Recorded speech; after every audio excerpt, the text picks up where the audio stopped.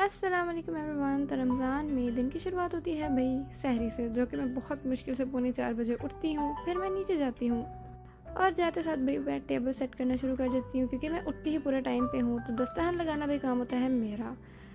उसके बाद फिर मैं अपना प्लेट वगैरह लेती हूँ और सहरी करती हूँ, और फेनिया मैं लाजमी खाती हूँ, ये मेरी सहरी का एक हिस्सा है।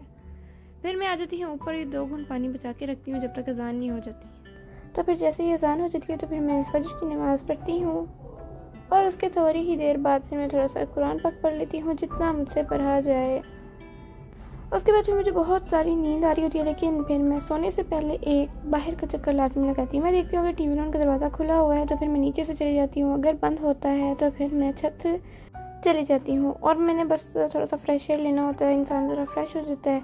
तो यहाँ पर भी आज तो ज़्यादा ही मौसम ज़रा प्यारा था, बादल बहुत ज़्यादा प्यारे हुए थे, और साथ ही साथ भी यहाँ पे हमारी छत पे होती है हमारी डब की पूरी फैमिली, तो इनके साथ भी थोड़ी सी गपशप कर लेती हूँ, और बस ऐसे ही थोड़ी सा दिन चढ़ जाता है। फिर मुझे बहुत ज़्यादा नींद आ जाती है और फिर मैं बहुत लंबा सो जाती हूँ। और उसके बाद फिर मैं कोई 1-1:30 बजे भाई ज़ोहर की अजान पे उठती हूँ, और फिर मैं सबसे पहले अपना नाइट सूट चेंज करती हूँ नीचे जाने से पहले।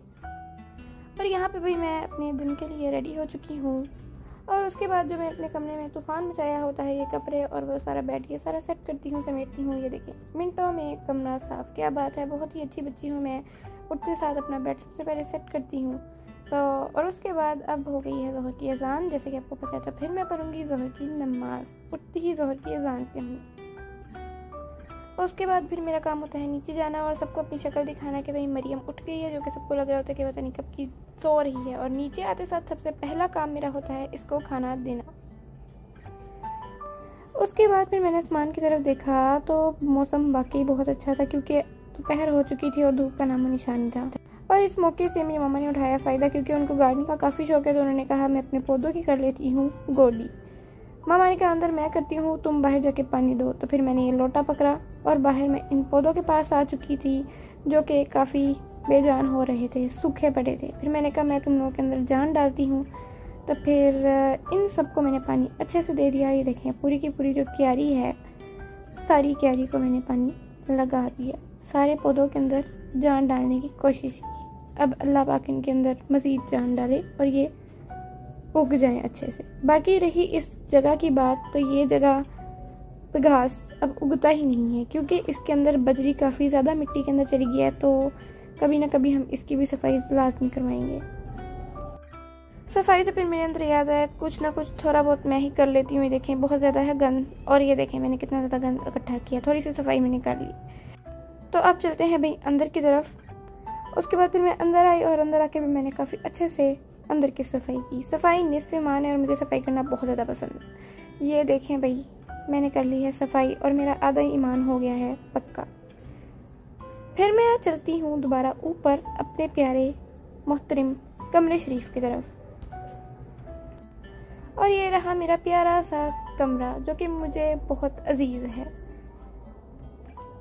ये सब करते करते हो गया था असर का टाइम, तो फिर मैं असर की नमाज़ पढ़ने ऊपर आई, और नमाज़ पढ़ते साथ फिर मैं किचन में आई, बिकॉज इफ्तारी का काम भी थोड़ा बहुत करना होता है। तो मैंने सबसे पहले ऑयल को गर्म करने रख दिया, इसमें हम सारी फ्राई करने वाली चीज़ें फ्राई करेंगे।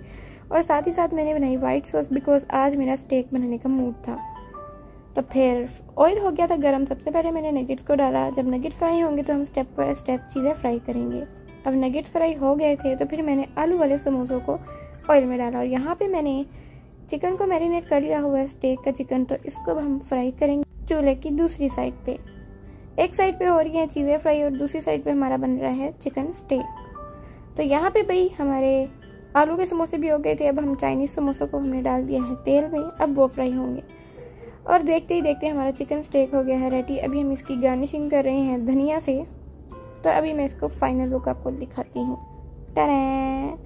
और भाई मेरी इफ्तारी लगाना भी मेरा काम होता है। तो ये चावल हमें मस्जिद से आए हैं, ये हैं आलू वाले समोसे और चाइनीज़ समोसे, ये हैं चीज़ बॉल, और भाई ये भी हमें मस्जिद से ही हैं।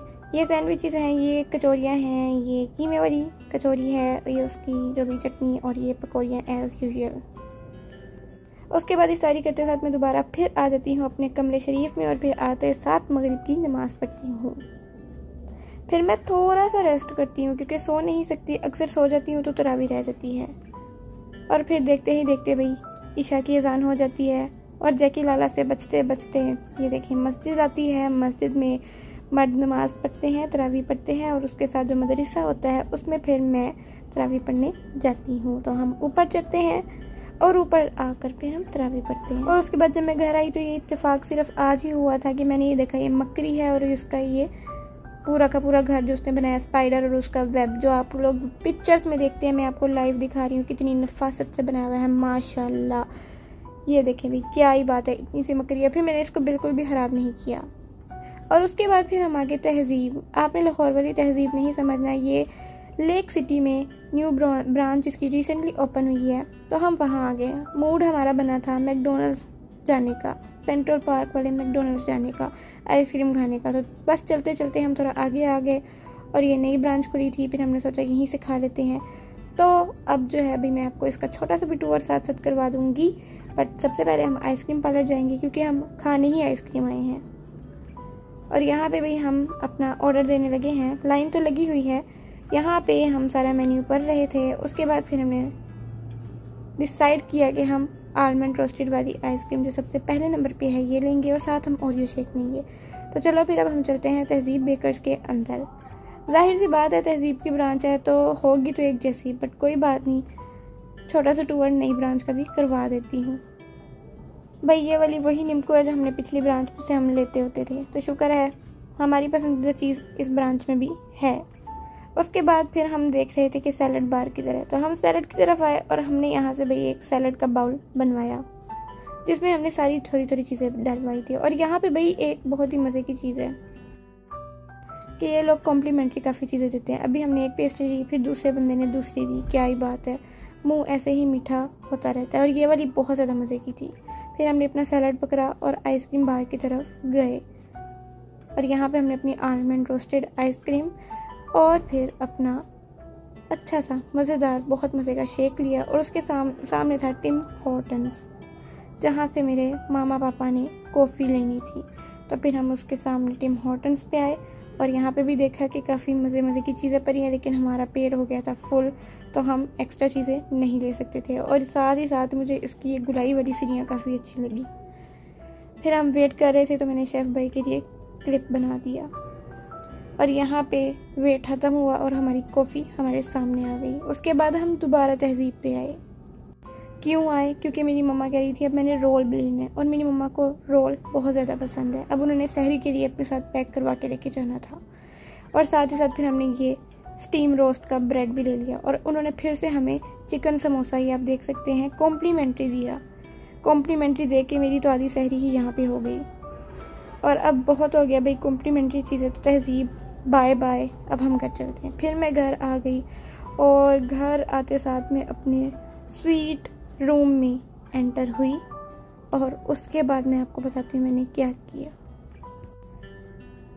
मैंने बहुत सारा आराम किया क्योंकि मैं बहुत थक गई थी। और ये था मेरा आज का व्लॉग। मिलते हैं नेक्स्ट व्लॉग में, तब तक के लिए अल्लाह हाफिज़।